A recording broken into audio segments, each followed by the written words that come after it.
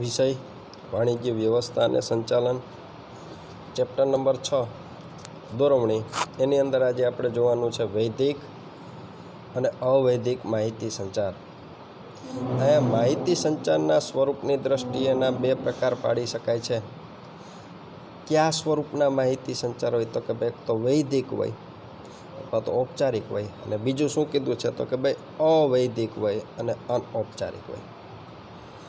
અહીંયા વૈદિક કે ઔપચારિક માહિતી સંચારને અંગ્રેજીની અંદર કહેવામાં આવે છે ફોર્મલ કોમ્યુનિકેશન.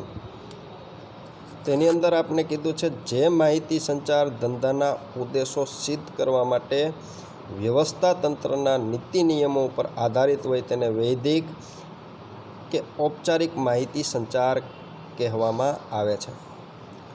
અહીં આપણે પ્રશ્ન પૂછે વૈદિક માહિતી સંચાર કોને કહેવાય? તો કે જે માહિતી સંચાર ધંધાના ઉદ્દેશો સિદ્ધ કરવા માટે, એટલે કે ધંધાના લક્ષ્યાંકોને સિદ્ધ કરવા માટે વ્યવસ્થા તંત્રના નીતિ નિયમ ઉપર આધારિત હોય. તો કે ભાઈ વ્યવસ્થા તંત્રની અંદર જે બાબતને સ્થાન આપવામાં આવ્યું છે એના ઉપર આધારિત હોય તેને કયા નામે ઓળખવામાં આવે છે તો કે ભાઈ વૈદિક માહિતી સંચાર કહેવાય અથવા તો ઔપચારિક માહિતી સંચાર કહેવામાં આવે છે. બરાબર છે? ફરીથી એકવાર, તો કે ભાઈ જે માહિતી સંચાર છે એનો હેતુ શું છે તો કે ભાઈ ધંધાકીય એકમના લક્ષ્યાંકો સિદ્ધ કરવા, તે એનો શું છે તો કે ભાઈ હેતુ રહેલો છે. તો આ માટે જે વ્યવસ્થા તંત્રની રચના થયેલી હોય છે એને કયા નામે ઓળખવામાં આવે છે તો કે ભાઈ વૈદિક કે ઔપચારિક માહિતી સંચાર તરીકે ઓળખવામાં આવે છે. આગળ જોઈએ તો આ માહિતી સંચારની વ્યવસ્થામાં ઉપરી અને તેના કર્મચારીઓ સીધી રીતે સંકળાયેલા હોય છે. આવું શા માટે બને છે તો કે ભાઈ વ્યવસ્થા તંત્રના નીતિ નિયમ મુજબ આ જે માહિતી સંચાર છે એ થતું હોય છે. બરાબર છે? એટલે કે સીધી રીતે સંકળાયેલા છે, એટલે કે વૈદિક રીતે. તેનો ઉદ્દેશ અંકુશ અને સંકલનનો છે. તો કે ભાઈ ઔપચારિક માહિતી સંચારનો હેતુ શું છે તો કે ભાઈ અંકુશ અને સંકલન છે. સંકલન એટલે કે એક સૂત્રતા જાળવવાનો. આ પ્રકારનો માહિતી સંચાર મહદઅંશે લેખિત સ્વરૂપમાં હોય છે. આપણે યાદ રાખવું પડશે. વિકલ્પની અંદર પૂછી શકે શું તો કે ભાઈ વૈદિક કે ઔપચારિક માહિતી સંચાર કયા સ્વરૂપે હોય છે તો કે ભાઈ લેખિત સ્વરૂપે જ હોય. શા માટે લેખિત સ્વરૂપે? તો કે ભાઈ એનો ભવિષ્યની અંદર પુરાવા તરીકે ઉપયોગ કરવાનો હોય અને સાથે વ્યવસ્થા તંત્રની અંદર એને સ્થાન આપવામાં આવ્યું છે. બરાબર છે? વૈદિક માહિતી સંચાર સમજવામાં સ્પષ્ટ અને કેવો છે તો કે ભાઈ સરળ છે. તેમાં માહિતી કોણ કોને મોકલશે તે અગાઉથી જ નક્કી હોય છે. તો કે ભાઈ આ માહિતી સંચાર છે એ કેવો છે તો કે ભાઈ સરળ છે અને સ્પષ્ટ છે. શા માટે? તો કે ધંધાકીય એકમની અંદર જે માળખું રચાયેલું છે એની અંદર જે તે વ્યક્તિને ખબર છે કે કઈ વ્યક્તિ પાસેથી માહિતી મળવાની છે. બરાબર છે? કયો વ્યક્તિ છે એને માહિતી આપવાનો છે એ બાબતની અહીંયા એને માહિતી હોય છે. એટલા માટે શું કીધું તો કે સ્પષ્ટ છે અને સરળ પણ છે.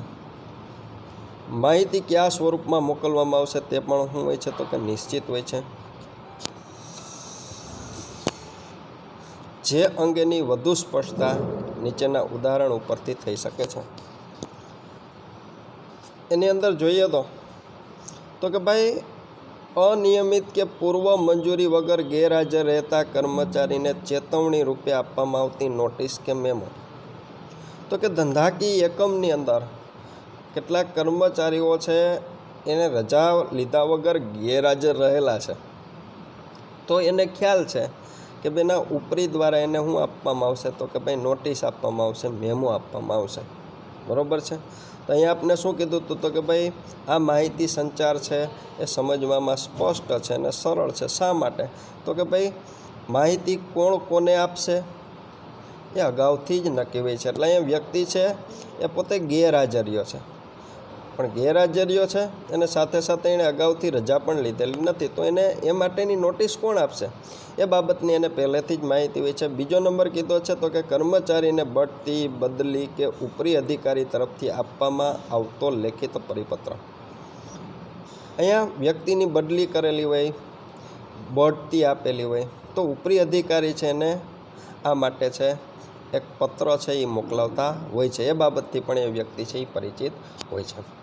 હવે અહીંયા આપણે જોઈએ તો એના લક્ષણો કેના, તો કે ભાઈ વૈદિક માહિતી સંચારના પહેલો નંબર કીધો છે તો કે આ માહિતી સંચારની વ્યવસ્થા ઉપરી અધિકારી અને તેના કર્મચારીઓ સાથે વૈદિક રીતે સંકળાયેલ છે, એટલે કે સીધી રીતે સંકળાયેલ છે.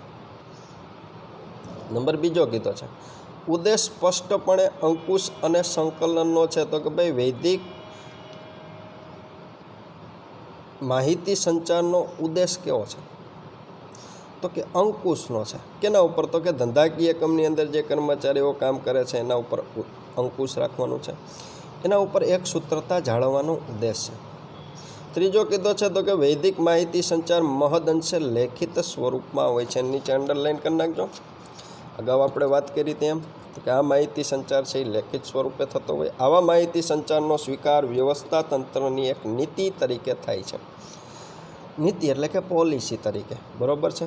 ધંધાકીય એકમ છે એ એના એકમના પ્રચાર પ્રસાર માટે તથા એના નિયમોથી કર્મચારીઓને જાળવી રાખવા માટે તો કે શું કરતા હોય છે, તો કે જે તે માહિતી આપતા હોય છે તે લેખિત સ્વરૂપે આપતા હોય છે.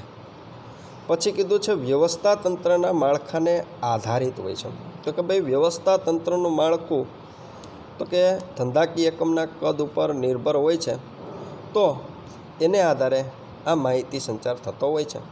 છઠ્ઠો નંબર કીધો તો કે વૈદિક માહિતી સંચાર ધંધાના ઉદ્દેશોની સિદ્ધિ માટે તૈયાર કરાય છે. અગાઉ આપણે વાત કરી હતી એમ તો કે ભાઈ વ્યવસ્થા તંત્રના નીતિ નિયમો ઉપર આધારિત હોય છે અને સમજવામાં સરળ અને પાછું કેવું હોય છે, તો કે ભાઈ સ્પષ્ટ હોય છે, બરાબર છે.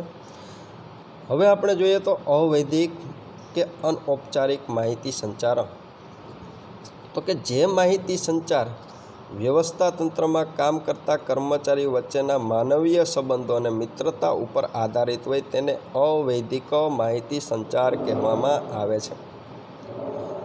અહીંયા શું કીધું છે, તો કે ભાઈ ઓમાં શું કીધું હતું, તો કે ભાઈ વ્યવસ્થા તંત્ર ઉપર માહિતી સંચારનો આધાર હતો. અહીંયા શું કીધું છે, તો કે ભાઈ વ્યવસ્થા તંત્રમાં કામ કરતા કર્મચારીઓ વચ્ચેના માનવીય સંબંધો, બરાબર છે. બે કર્મચારી છે એ બંને વચ્ચે મિત્રતા છે, એને શું કહી શકાય, તો કે ભાઈ માનવીય સંબંધો અને મિત્રતા ઉપર આધારિત તેને અવૈધિક માહિતી સંચાર કહેવામાં આવે છે. આ વ્યવસ્થા તંત્રની અંદર આવી કોઈ ચોખવટ કરેલી હોતી નથી. બે વ્યક્તિ બાજુમાં બેઠા છે અને સાથે મળીને કામ કરવાનું છે, તો એ બે વ્યક્તિ વચ્ચે ગાઢ મિત્રતા હોવી જોઈએ એવું અહીંયા સ્પષ્ટપણે કોઈ પણ જગ્યાએ એવું કંઈ કીધેલું હોતું નથી, બરાબર છે. આ માહિતી સંચાર વધુ પરિવર્તનશીલ અને કેવું હોય છે, તો કે ભાઈ સરળ હોય છે, સાથે જેમાં અંકુશ અને આદેશની જરૂરિયાત હોતી નથી. તો કે અવૈધિક માહિતી સંચારની અંદર અંકુશ અને આદેશની કોઈ જગ્યાએ જરૂરિયાત હોતી નથી. શા માટે, તો કે ભાઈ કોઈ વ્યક્તિ છે એના ઉપરી કોઈ હોતા નથી. બધા વ્યક્તિ છે એકબીજા સાથે મિત્રતાથી રહેતા હોય છે. તે મૌખિક વાતચીત કે સાંકેતિક ભાષામાં સમજાવવામાં આવે છે. શા માટે, તો કે ભાઈ આની અંદર કોઈ નીતિ નિયમો હોતા નથી.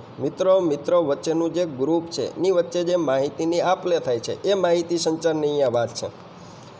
અવૈધિક માહિતી સંચાર વ્યવસ્થા તંત્રને વધુ સંકલિત અને વધુ વિશ્વસનીયતા પ્રદાન કરે છે. અહીંયા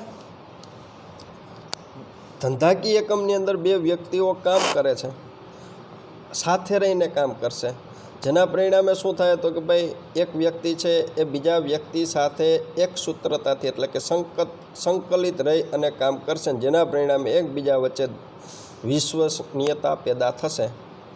દાખલા તરીકે કારખાનાનો મેનેજર કામદારોને કામ કરવાની સૂચના આપે છે. સેલ્સ મેનેજર સેલ્સ કાઉન્ટર પાસેથી પસાર થતા સેલ્સ પ્રેઝન્ટેશન અંગેની માહિતી કે સૂચના સેલ્સમેનને આપતા હોય છે.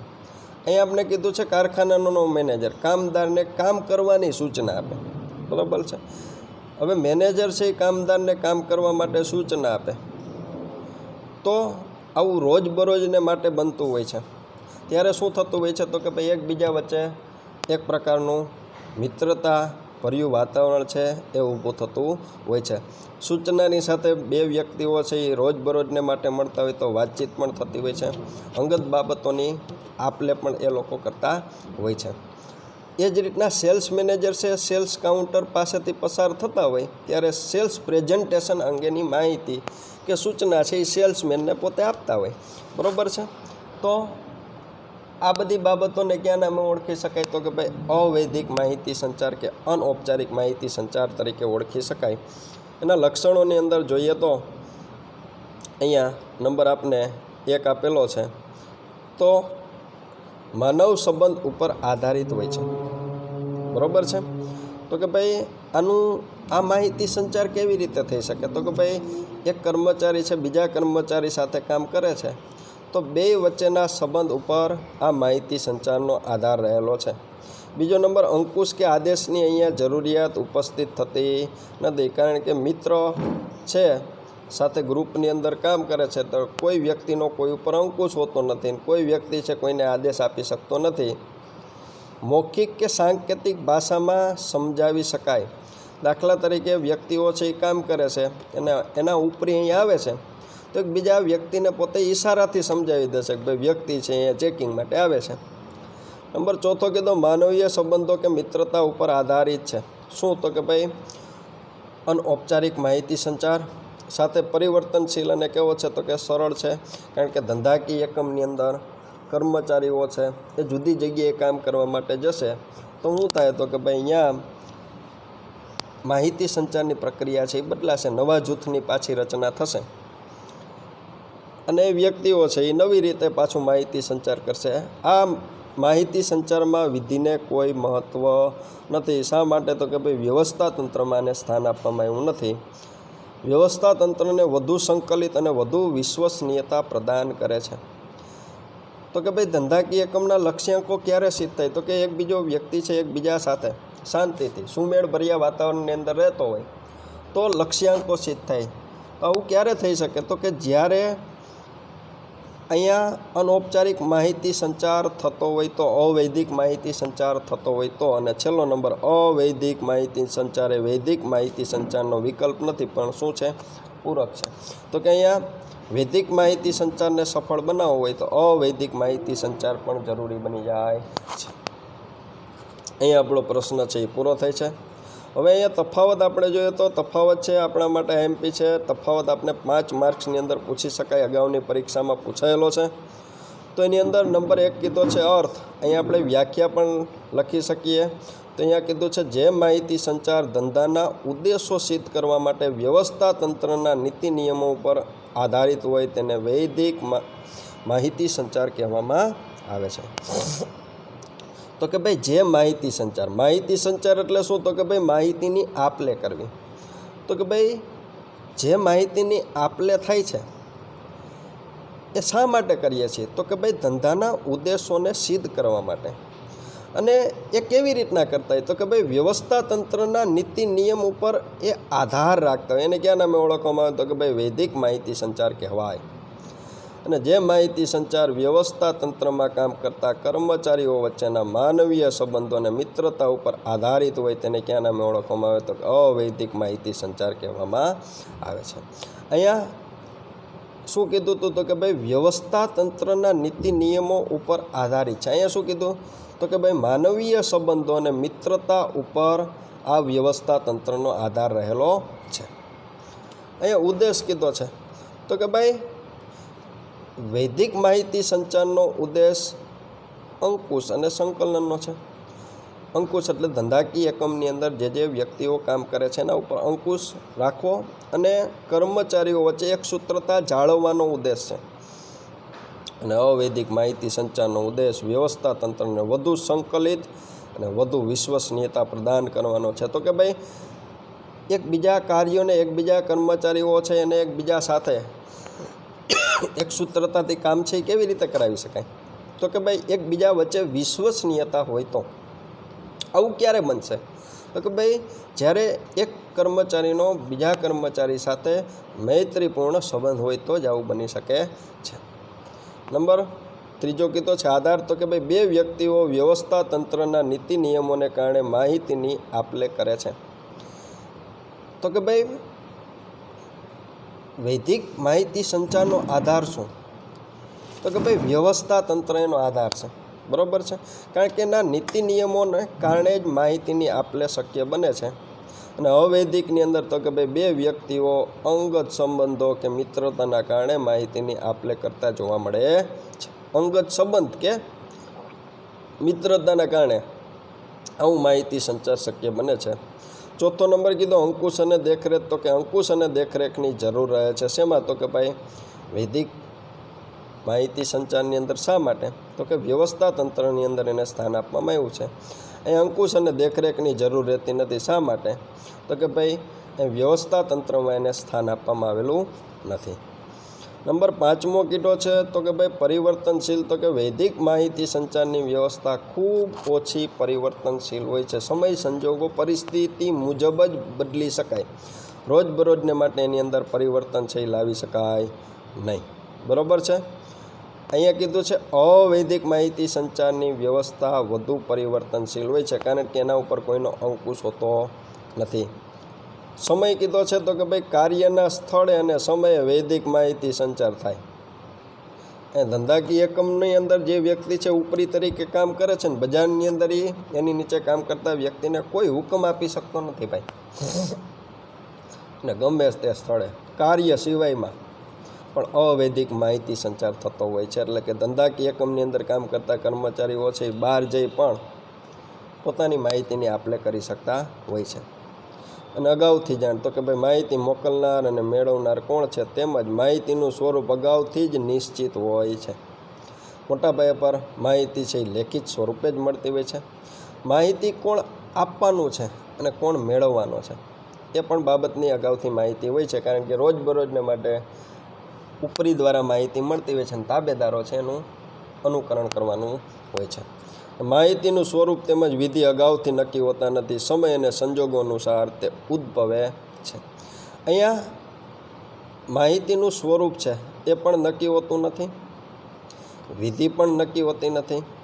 સમય જે રીતના બદલાય, જે મુજબની કામની જરૂરિયાત છે એ મુજબ આવો માહિતી સંચાર છે એ થતો હોય છે. અહીં આપણો પ્રશ્ન છે એ પૂરો થાય છે. વૈદિક માહિતી સંચાર કોને કહેવાય, તેના લક્ષણો. અવૈદિક માહિતી સંચાર કોને કહેવાય, એના લક્ષણો. વૈદિક માહિતી સંચાર અને અવૈદિક માહિતી સંચાર વચ્ચેનો તફાવત. અહીંયા ખાસ તફાવત છે, યાદ રાખો. એ પરીક્ષાની અંદર આપણે પૂછાઈ શકે છે. તો અહીંયા તફાવત પૂરો કરેલો છે અને લેક્ચર છે તેને પણ આપણે પૂર્ણ કરીએ છીએ.